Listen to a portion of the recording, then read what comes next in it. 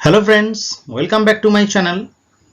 In this video, I will continue The Man Who Planted Trees. This story is written by Jean Giono. In this video, I will describe the last part of the text. Actually, The Man Who Planted Trees is about a man who planted himself a forest. Let's continue. Before going out the next day, he soaked a bucket of water the acorns that he had so carefully chosen and counted. পরের দিন বেরোনোর আগে, before going out মানে বেরিয়ে যাওয়ার আগে বা বেরোনোর আগে, হি সোকড তিনি ভিজিয়েছিলেন। হি সোক মানে ভেজানো। In a bucket of water একটা বালতির জলে দ্য অ্যাকর্নস ওক গাছের ফলগুলোকে ওক বীজগুলোকে তিনি ভিজিয়ে নিয়েছিলেন এক বালতি জলে that he had so carefully chosen যেগুলোকে সে এত যত্ন সহকারে বাছাই করেছিল অ্যান্ড কাউন্টেড এবং গুনেছিল অর্থাৎ গুনে গুনে বাছাই করা সেই 100টি অ্যাকর্নসকে তিনি এক বালতি জলে ভেজালেন। He carried an iron rod too as a walking stick হাঁটার ছড়ি হিসাবে ওয়াকিং স্টিক মানে রড ওয়াকিং রড হিসাবে তিনি একটি লোহার রডও নিলেন। He invited me to come along with him তিনি আমাকে আমন্ত্রণ জানালেন to come along with him তার সঙ্গে যাওয়ার জন্য অর্থাৎ আমাকে তার সঙ্গে যাওয়ার জন্য তিনি আমন্ত্রণ জানালেন। এখানে তিনি বলতে আমরা বুঝতেই পারছি একজন শেফার্ড যার সঙ্গে স্পিকারের দেখা হয়েছিল এবং তার বাসাতেই তার কুটিরেই তিনি রাত্রি যাপন করলেন। Having arrived at the place he had been heading for, সে যেখানে যেতে চাইছিল সেখানে উপস্থিত হওয়ার পরে সেখানে পৌঁছানোর পরে having arrived পারফেক্ট পার্টিসিপল রয়েছে having plus PP having arrived at the place সেই স্থানে পৌঁছে he had been heading for যে জায়গায় তিনি যেতে চাইছিলেন he began to pound his iron rod into the ground তিনি তার লোহার রডটা মাটিতে আঘাত করতে শুরু করলেন পাউন্ড মানে জোরে আঘাত করা। দিস মেড এ হোল তাতে একটা গর্ত তৈরি হলো in which he placed an acorn যে গর্ত তৈরি হলো সেই গর্তে তিনি একটি করে ওক ফল রাখলেন and covered over the hole again এবং গর্তটাকে আবার বুঝিয়ে দিলেন বা বন্ধ করে দিলেন। হোল HOLE হোল মানে গর্ত WHOLE হোল মানে সমগ্র কভার মানে ঢেকে দেওয়া হোল আর WHOLE এই দুটো homonym. He was planting oak trees আসলে এই রড মাটিতে পুঁতে শক্ত মাটি তাতে রডটা পুঁতে দিলেন তারপর গর্তে তিনি ওক বীজগুলোকে রেখে আসলে তিনি ওক গাছ লাগাচ্ছিলেন প্ল্যান্টিং মানে রোপণ করা he was planting oak trees in this way এইভাবে he planted his 100 acorns with great care যথেষ্ট যত্ন সহকারে মহা যত্ন সহকারে তিনি সেই 100খানা ওক ফলকে লাগিয়ে দিলেন মাটিতে পুঁতলেন। হি টোল্ড মি দ্যাট সে আমাকে বলল যে for 3 years now he had been planting trees in this solitary way 3 বছর হলো সে এই রকম একা একা গাছ লাগাচ্ছে সলিটারি ওয়ে মানে নির্জনে একা একা planting trees he had been planting past perfect continuous tense রয়েছে 3 বছর ধরে বা 3 বছর যাবত সে একা একাই লোনলি ওয়েতে তিনি এই গাছ লাগিয়ে যাচ্ছিলেন। হি হ্যাড প্ল্যান্টেড 100,000 অর্থাৎ 100,000 গাছ লাগিয়েছেন তিনি অর্থাৎ তিনি 1 লক্ষ গাছ লাগিয়েছেন। অফ দিস 100,000 এই 100,000 এর মধ্যে 20,000 হ্যাড কাম আপ মানে 20,000 বড় সড়ো গাছ হয়েছে had come up means had grown up মানে বৃহৎ গাছে বড় গাছে পরিণত হয়েছে ওক গাছে রূপান্তরিত হয়েছে মাত্র 20,000।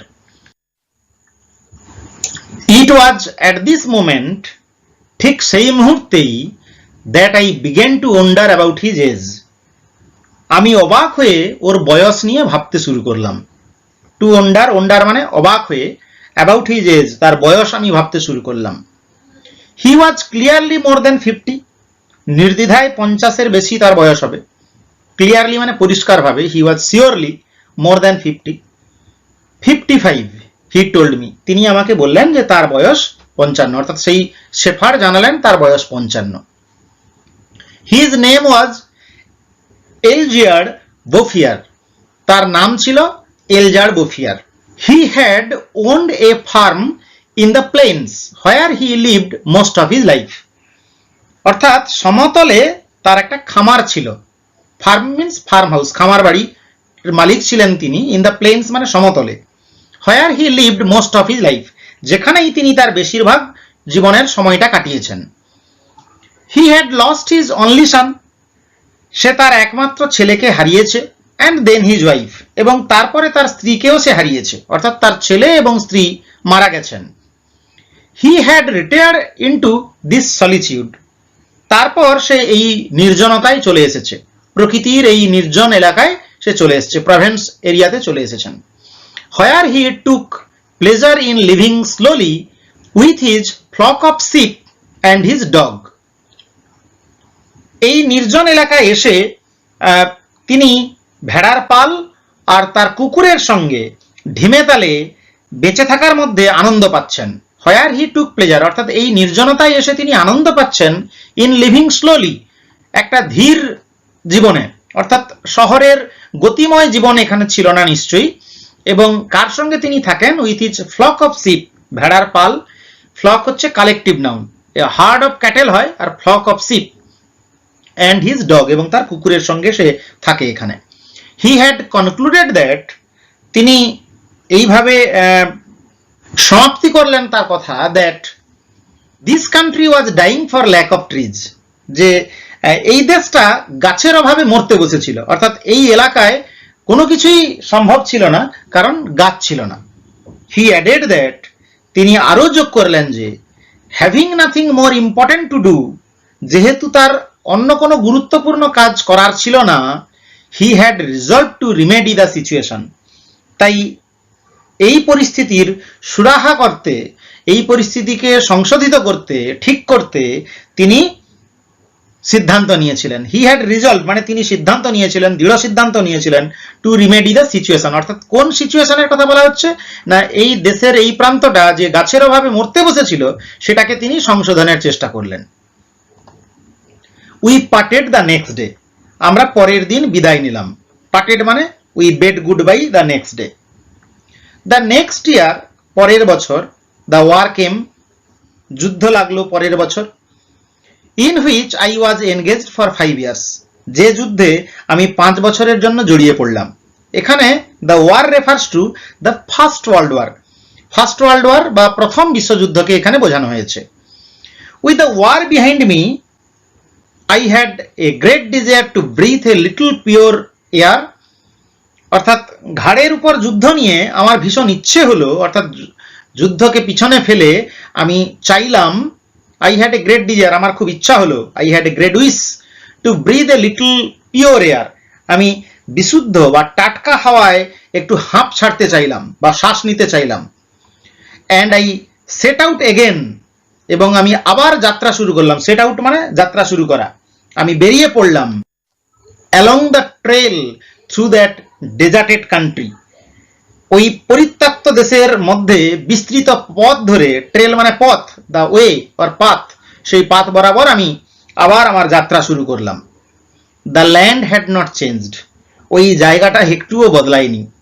Ever since the day before, আগের দিন থেকেই, আই হ্যাড বিন থিঙ্কিং, আমি ভাবছিলাম, about the shepherd who planted trees, আমি ওই মেষপালকের কথা ভাবতে লাগলাম যিনি গাছ লাগাতেন, যিনি গাছ রোপণ করতেন, সেই মেষপালকের কথা আমি ভাবতে শুরু করলাম.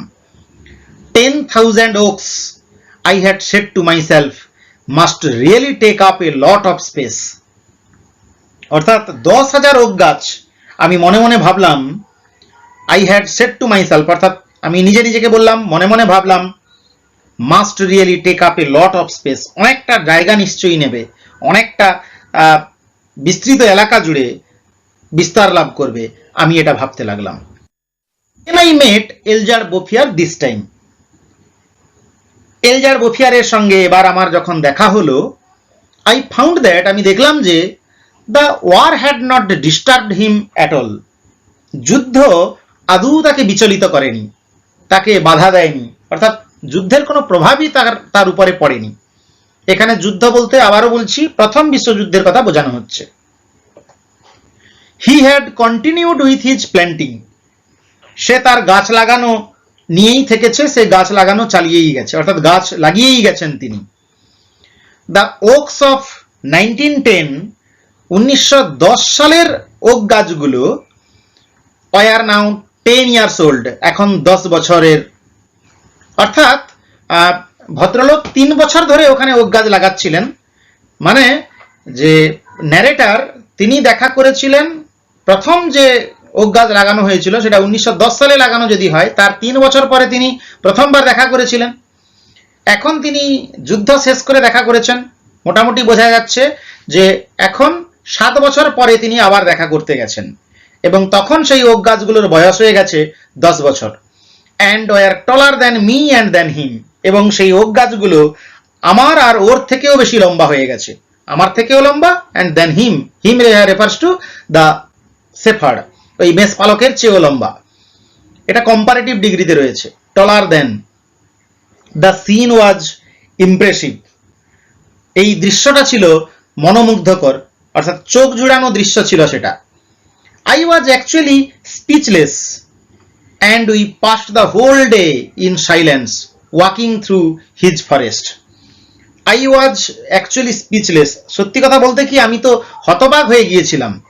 স্পিচলেস মানে নির্বাক, কথা বলতে পারছিলাম না। and we passed the whole day, এবং আমরা সারাটা দিন কাটালাম in silence, নিঃশব্দের মধ্যে, walking through his forest, তার বনের ভিতর দিয়ে ঘুরতে ঘুরতে আমরা নিঃশব্দে ঘুরতে লাগলাম। It was in 3 sections, 11 kilometers long overall, and at its widest point 3 kilometers wide. যে জঙ্গলটার কথা বলা হচ্ছে সেটি 3টি অংশে বিভক্ত ছিল। 3 sections মানে 3টা অংশ ছিল, 3 পার্ট ছিল। 11 kilometers long, 11 কিলোমিটার লম্বা, সব মিলিয়ে 11 কিলোমিটার লম্বা। and at its widest point, এবং এর যে সব থেকে চওড়া অংশটা 3 kilometers wide, 3 কিলোমিটার চওড়া, 3 কিলোমিটার চওড়া এবং 11 কিলোমিটার লম্বা সব মিলিয়ে। when I consider that, যখন আমি ভেবে দেখলাম that this had all sprung from the hands and from the soul of this one man without technical aids, it struck me that men could be as effective as God in domains other than destruction. অর্থাৎ যখন আমি ভেবে দেখলাম যে এই সব গাছগুলো স্প্রাং, গজিয়ে উঠেছে, বেড়ে উঠেছে, from the hands and from the soul of one man, একটা মানুষের হাত থেকে আর তার অন্তর থেকে, আন্তরিকতা থেকে, উইদাউট টেকনিক্যাল এইডস, কোনো প্রযুক্তিবিদ্যার সাহায্য ছাড়াই, এইডস মানে সাহায্য, হেল্প, টেকনিক্যাল এইডস ছাড়াই একটা মানুষের হাত থেকে এত বড় যদি জঙ্গল গড়ে উঠতে পারে, ইট স্ট্রাক মি দ্যাট, আমার মনে হলো যে men could be as effective as God in domains other than destruction, ফলে এক ধ্বংস ছাড়া আর সব ক্ষেত্রে মানুষ হয়ে উঠতে পারে ভগবানের মতোই ফলপ্রসূ। ইফেক্টিভ মানে ফলপ্রসূ, as effective as God in domains other than destruction, অর্থাৎ ধ্বংস ছাড়া আর সব ক্ষেত্রে মানুষ হয়ে উঠতে পারে ভগবানের মতোই ফলপ্রসূ। আমরা যে টেক্সটটা পড়ে ফেললাম সেখানে এলজার বোফিয়ারের আমরা সৃষ্ট একটা জঙ্গল সম্বন্ধে আমাদের ধারণা এলো, এবং সত্যি অবাক করা ব্যাপার, যেখানে জঙ্গল নষ্ট হয়ে যাচ্ছে সেখানে ইচ্ছে করলে, মানে আমাদের আন্তরিকতা থাকলে একটা জঙ্গল একা একটা মানুষ গড়ে তুলতে পারেন। The difficult words that we have learned in this section, resolved means determined to do something, কোনো কিছু করতে দৃঢ় প্রতিজ্ঞ হওয়া। Aids মানে সাহায্য, devices for help. Domain means a particular area. So friends, we have completed the man who planted trees, unit 3 or part 3.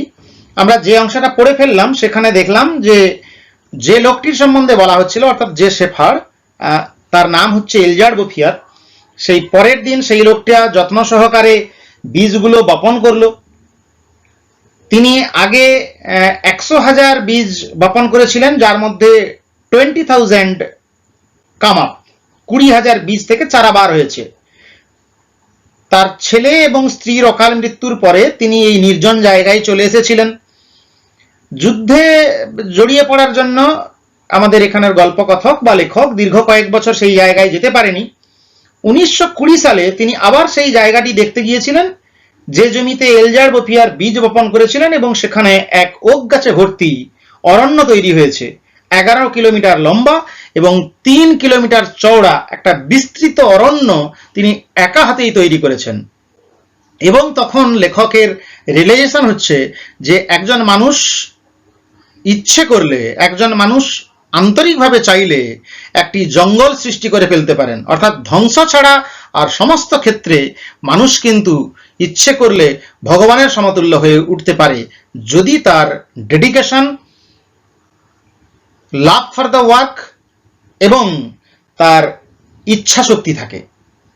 So friends, I hope you have understood the very discussion of this text. If you are new to this channel, please subscribe. Thank you. Peace.